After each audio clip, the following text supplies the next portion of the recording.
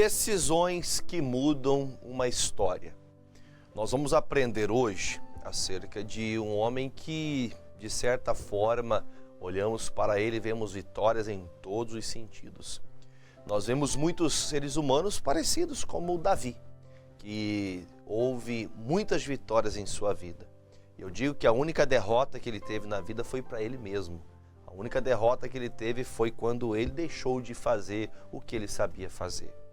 Um verdadeiro cristão, um verdadeiro filho de Deus, é aquela pessoa que ela compreende a necessidade de sempre estar trabalhando para a obra do Senhor. Sempre estar disponível a Deus. E uso dessas palavras com a intenção de colocar você, talvez, que está um tanto quanto distante. O Davi, de certa maneira, ele, por ser um grande homem, um grande rei, um homem de um coração, inabalável, ele carregava em sua vida marcas positivas, apesar de ter sido perseguido, apesar de passar tantas batalhas, tantas dificuldades acerca daquilo que Saul passou tantos anos pleiteando com a intenção de tirar a vida de Davi. Mesmo depois de uma promessa, mesmo depois de um longo tempo esperado para tornar-se o rei, e depois que ele alcançou o que ele desejava, ele chegou um dia que ele deixou de guerrear. Na época que os reis deveriam ir para a guerra, o Davi não foi para a guerra. Deveria ter se levantado, se colocado à frente do exército e ido à batalha com o seu povo, que nunca tinha trazido. O exército de Davi, o exército de Israel, nunca trouxe derrota para dentro de casa.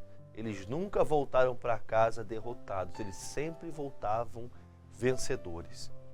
E quando nós vamos obtendo vitórias, vamos tendo êxito em tudo aquilo que nós colocamos as mãos, teoricamente nós temos no nosso coração aquela fé que tudo vai dar certo como sempre deu.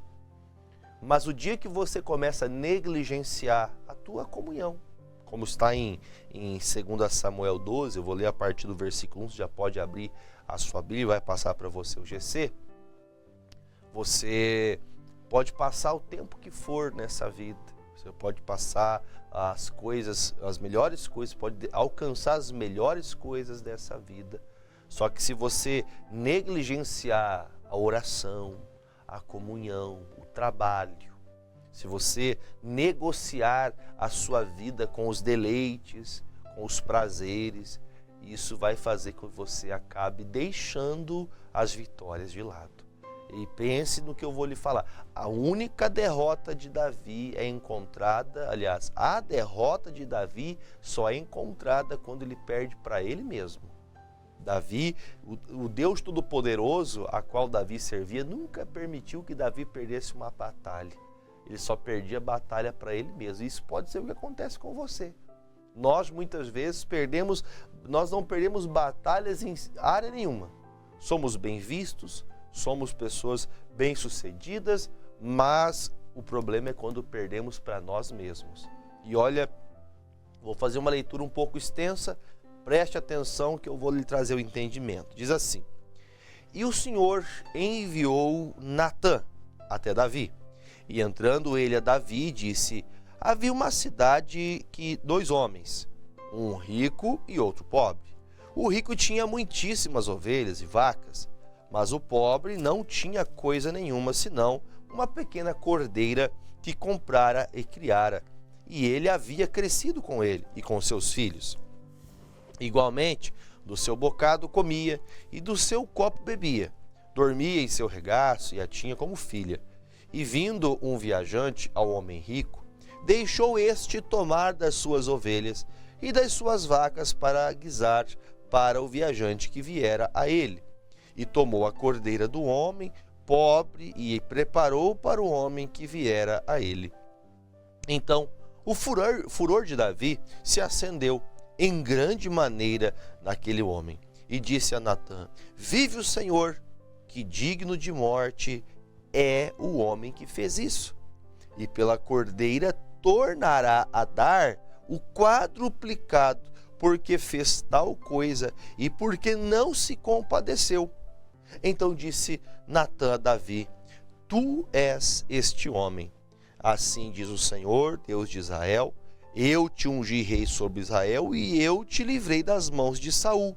E te dei a casa de teu senhor e as mulheres de teu senhor em teu seio. E também te dei a casa de Israel e de Judá. E isto é pouco?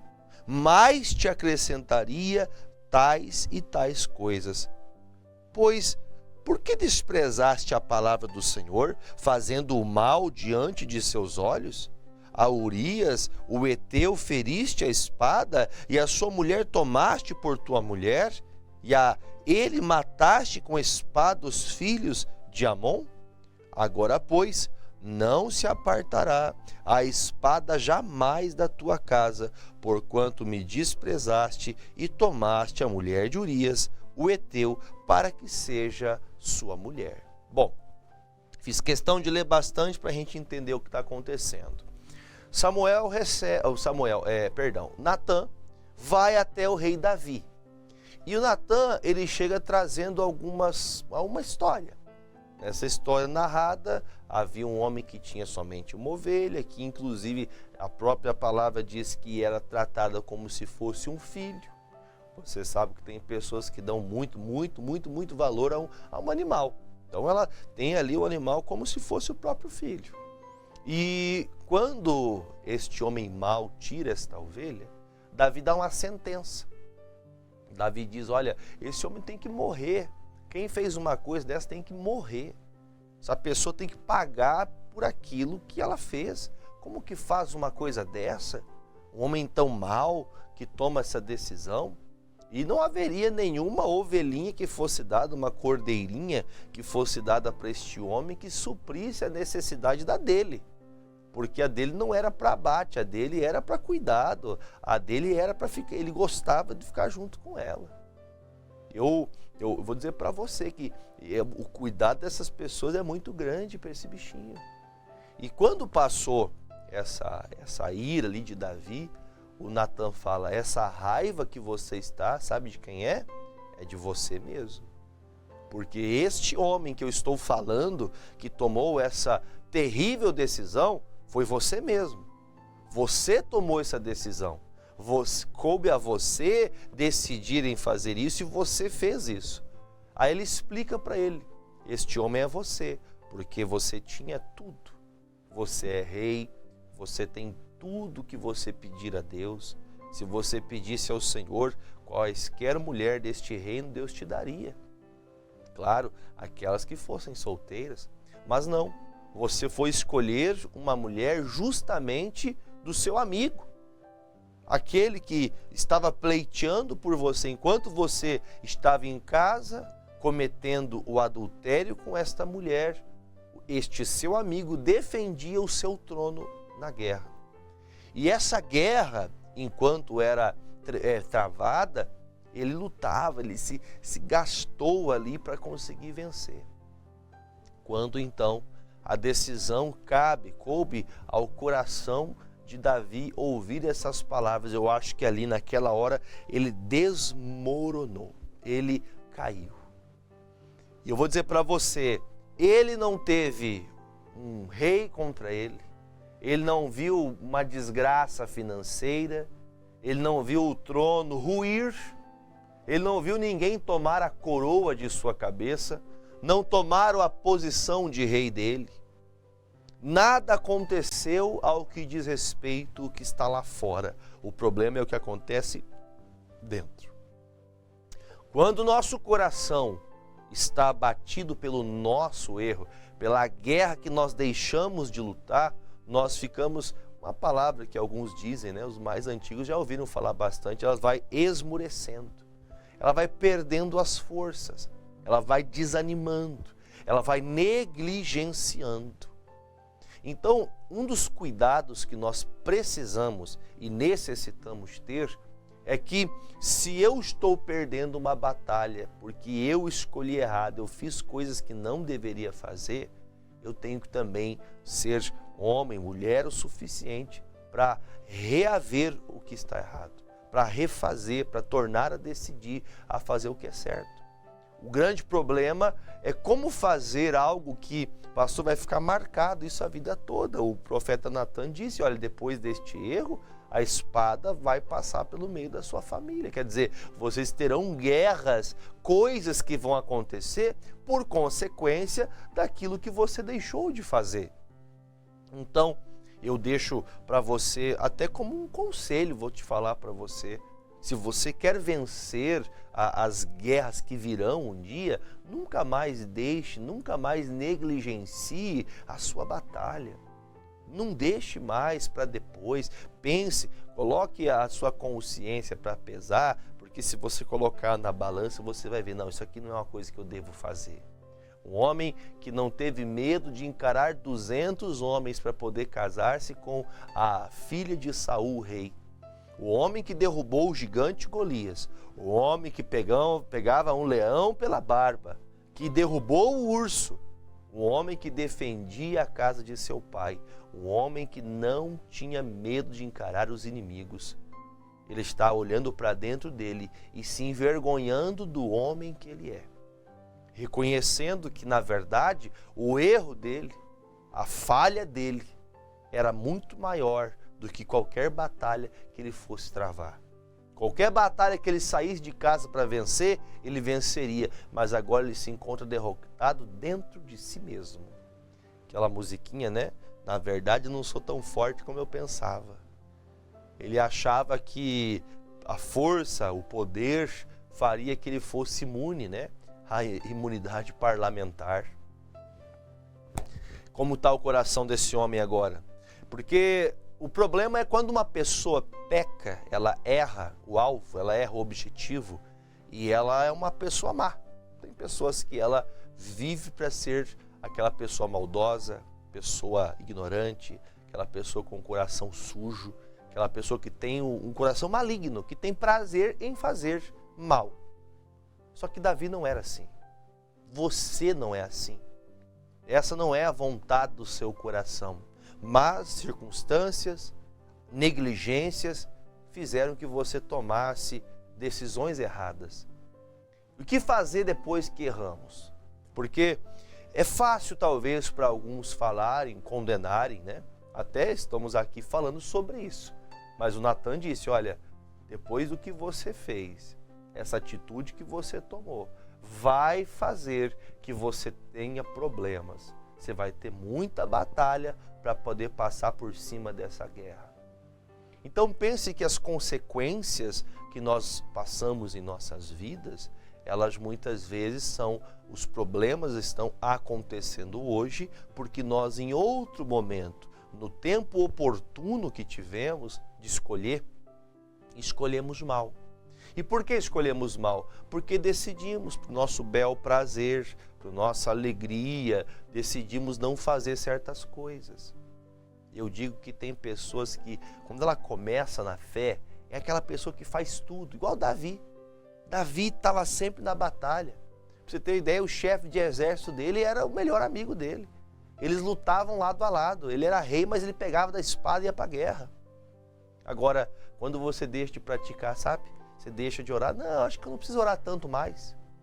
Acho que eu não preciso ir tantas vezes para a igreja, porque para que ir tanto na igreja? Eu acho que se torna até religiosidade tanto para a igreja. Às vezes, eu até brinco às vezes na igreja, eu falo assim, olha, o dia que você deixa de vir num culto da família, que você tem oportunidade, que você estava em casa, você estava tranquilo, estava tudo certo, você preferiu ficar em casa, você até arrumou briga com a mulher. Você até arrumou discussão lá, foram dormir bicudo um com o outro, né? Como diz uma expressão, minha mãe dizia, 2 bicudos não se beija. Foram dormir brigados, naquele dia que se deveria ter dado devoção a Deus. Davi era um homem que ele tinha o seu devocional diário, todos os dias ele buscava a Deus. E em um dia que ele caiu numa transgressão, ele caiu num abismo, do qual todos os passos seguintes foram passos que deixavam ele cair cada vez mais num profundo abismo. Por isso que a Bíblia fala, um buraco, um abismo chama outro abismo. Uma mentira chama outra mentira. Uma trapaça chama outra ultrapassa. E o que fazer, pastor? Já fiz. Não tem como voltar atrás. O que eu tomo? Qual decisão eu tenho que tomar agora? Não, eu não consigo voltar. O que eu tenho que fazer agora? Como que eu devo me portar? Vamos ver o que Davi fez. Vamos voltar lá para o texto? Versículo agora de número 11. Versículo de número 11. Diz assim: assim diz o Senhor, eis que suscitarei da tua mesma casa o mal sobre ti, e tomarei das tuas mulheres perante os seus olhos, darei a teu próximo, o qual se deitará com as tuas mulheres perante este sol. Essa palavra dele foi dada ao dia que lá, depois de muitos e muitos anos, ele teve um filho chamado Absalão. E esse Absalão, depois que viu algumas coisas erradas que aconteceram, falhas inclusive que Davi permitiu acontecer, ele poderia ter tomado uma posição, e aí então Absalão deu o golpe de estado, tomando dele então o governo, e fez isso que Natã está contando para ele. Diz assim o 12: porque o fizeste em oculto, mas eu farei este negócio perante todo Israel e perante o sol. Então disse Davi a Natã: pequei contra o Senhor. E disse Natã a Davi: também o Senhor transpassou o teu pecado, e não morrerás. Quer dizer, o teu pecado vai ter consequência, assim como todos nós, seja quem for, o pecado sempre tem consequência. Só que ele disse: olha, você não vai morrer por isso. Deus está lhe dando uma oportunidade, ou seja, Deus está tendo misericórdia de Davi. Aí ele fala, versículo de número 14: todavia, porquanto com este feito deste lugar sobremaneira, a que os inimigos do Senhor blasfemem, também o filho que te nasceu certamente morrerá. Então Natã foi para sua casa, e o Senhor feriu a criança que a mulher de Urias dera a Davi, e a criança adoeceu gravemente. E buscou a Davi a Deus pela criança. Jejuou Davi, entrou e passou a noite prostrado sobre a terra. Então os anciãos da sua casa se levantaram, foram para ele para o levantar da terra, porém ele não quis e não comeu pão com eles. E sucedeu que ao 7º dia morreu a criança. E temiam os servos de Davi dizer-lhe que a criança era morta, porque diziam: eis que sendo a criança ainda viva, lhe falávamos, porém não dava ouvidos à nossa voz. Como, pois, lhe diremos que a criança é morta? Porque mais mal então lhe faria? Viu, porém, Davi que seus servos falavam baixo, e entendeu Davi que a criança era morta, pelo que disse Davi a seus servos: é morta a criança? Eles disseram: é morta. Então Davi se levantou da terra, se lavou, se ungiu e mudou de vestes e entrou na casa do Senhor, adorou ao Senhor. Então veio à sua casa, pediu pão e lhe puseram pão e ele comeu. O que Davi fez? Ele, depois da sentença, sabendo que haveria sofrimento e consequência, ele vai orar. Ele passou 7 dias orando. Ele passou 7 dias sem comer nada, deitado no pó da terra, chorando na presença de Deus. E Deus não deu ouvidos a essa oração, porque a consequência já havia sido dada, o veredito: essa criança vai morrer. Morreu o filho nascido e concebido do pecado. Eu não quero que você me entenda por mal, nem me compreenda que eu falo da criança, mas o pecado que você gerou tem que morrer, não a pessoa, não algo parecido, não a criança em si, mas o que você gerou tem que morrer, e tem que morrer dentro de você, morrer lá na sua alma, porque enquanto você ficar aprisionado no erro que você cometeu, você vai ficar como Davi, largado ao chão, sem fome, sem vontade, sem ânimo, desanimado, triste, nervoso, porque Davi, os servos de Davi não queriam nem sequer chegar perto de Davi, porque sabia que Davi estava arrasado. Então, quando ele ficou sabendo que a criança morreu, ele se levantou, ele tomou um banho, se lavou, ungiu o seu corpo, e ele vai até o templo do Senhor. E ali ele vai adorar a Deus. Ele foi adorar o Senhor.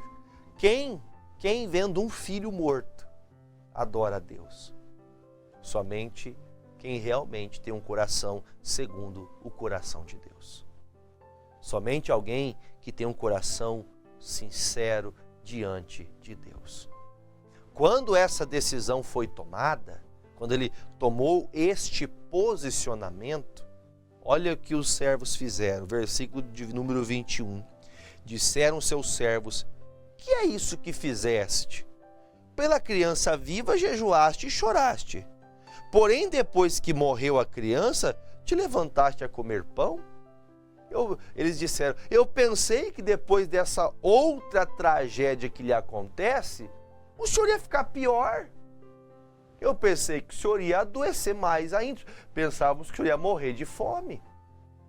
Mas por quê? Explica pra gente, Davi, por que o senhor está aí agora levantando, lavou o rosto, está voltando a governar o povo, está voltando de cabeça erguida, foi para a igreja, voltou a orar, voltou a buscar a Deus? Por quê? Aí a resposta me chama a atenção. Olha a diferença de alguém que serve a Deus. E disse ele: vivendo ainda a criança, jejuei, chorei, porque ele pensava, ele dizia: quem sabe se o Senhor se compadecerá de mim e viva e a criança então. Porém, agora que é morta, por que jejuarei eu agora? Poderei eu fazê-la mais voltar? Eu irei a ela, porém, ela não voltará para mim. Sabe o que ele está dizendo? É o famoso chamado: não adianta chorar pelo leite derramado. Não vai ter volta. Não voltará o que aconteceu. Fato consumado. Errei, pequei, caí, transgredi, perdi. Não tem como voltar mais. Só que os olhos de Davi saem do passado e ele volta a se olhar ao Senhor. E quando ele se olha para o Senhor, ele volta a ter esperança.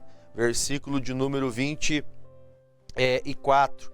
Então, ele consolou Davi a Batseba, sua mulher, e entrou a ela, se deitou com ela e teve ela um filho, e chamou o seu nome Salomão, e o Senhor o amou. Sabe o que isso quer dizer? Que ele teve a colheita daquilo que ele plantou. Ele errou, ele falhou, e agora, mesmo depois de ter falhado, mesmo depois da ausência da mão de Deus, porque ele falhou, ele fez que Deus se afastasse dele.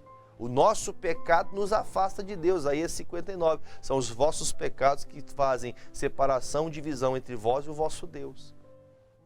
Quando houve essa separação, que Deus não ouviu a Davi, Deus não deu crédito aos 7 dias de jejum e de oração, porque ele fez algo que precisava ter uma resposta. E quando ele orou, depois que a criança morreu, ele disse: não tem mais o que eu fazer. Pastor, e agora? O que eu faço? Como vai ser minha cara? Como que vai ser minha cara a partir de hoje, pastor? Ele foi, se lavou, botou um sorriso no rosto, comeu pão, se preparou, foi para a casa de Deus, voltou a adorar a Deus como sempre adorou. Só que agora ele não vai mais ser negligente, agora ele não vai deixar de fazer o que ele tem que fazer. Então veja que lição importante. Olha que lição. Não deixe de fazer aquilo que Deus te chamou para fazer. Não deixe de contemplar a graça de Deus. Não deixe de batalhar. Não deixe de cultuar. Não deixe de congregar. Porque isso pode trazer uma consequência terrível para dentro da sua casa, para dentro do seu coração.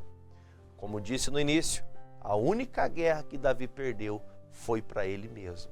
Mas quando ele vence ele mesmo, ele se levanta, volta para o Senhor Deus, e aí Deus o anima novamente. Ele encontra sua esposa, agora sua esposa, os dois sofreram, mas agora os dois vão se levantar e vão se redimir.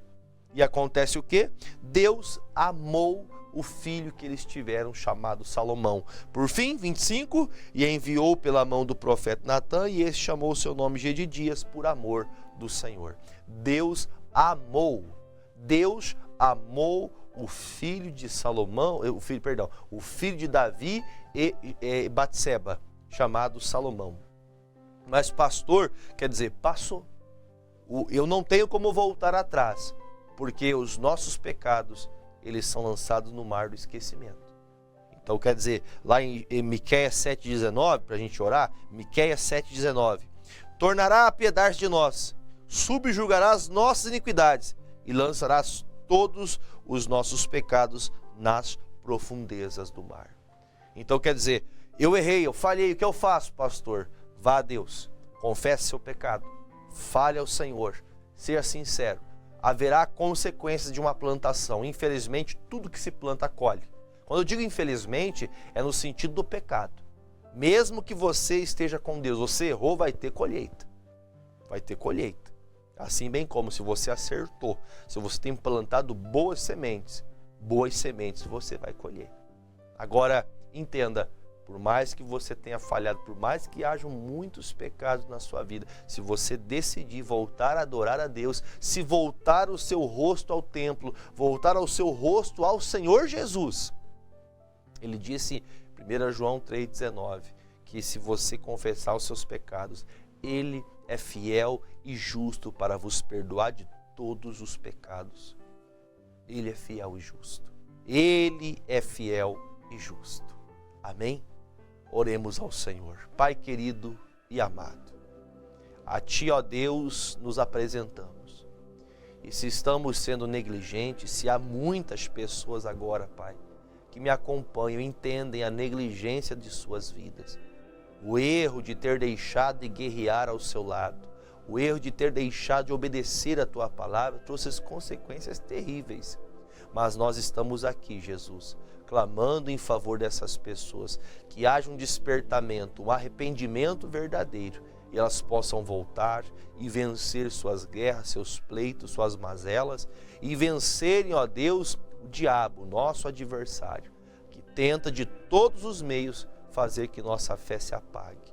Meu Pai, eu te peço algo, que a partir deste momento, as pessoas que estão enfermas, doentes, pessoas acamadas, pessoas com doenças alérgicas, pessoas com problemas sérios, ó Deus, úlceras, gastrites, pessoas com crises de ansiedade, pessoas com problemas, ó Deus, de labirintite, pessoas que estão com problemas nos ossos, nos tendões, nos músculos, pessoas que estão tendo problemas de pressão alta, pressão baixa, pessoas que estão tendo, ó Deus, situações as quais a medicina já descartou todas as hipóteses já foram descartadas, e essa pessoa continua passando mal, essa pessoa continua tendo crises, dores de cabeça. Jesus, eu peço agora, segundo sua palavra que diz que o Senhor levou as nossas enfermidades, coloque nestas águas a tua unção, para que quando esta pessoa beber desta água, quando ela beber desta água, ela seja curada em nome de Jesus. Toque de vida em vida, Senhor. Toque, ó Deus, nas articulações, toque em todos os órgãos, que esta água, ó Deus, cada partícula dela, corra, meu Deus, em todo o corpo desta pessoa, renovando as células, fortalecendo a saúde, gerando aquilo que faltava, e que essa pessoa seja curada. Pela fé, eu determino a cura de todos, em nome de Jesus. Se você crê, diga, eu creio, e beba comigo desta água, em nome de Jesus.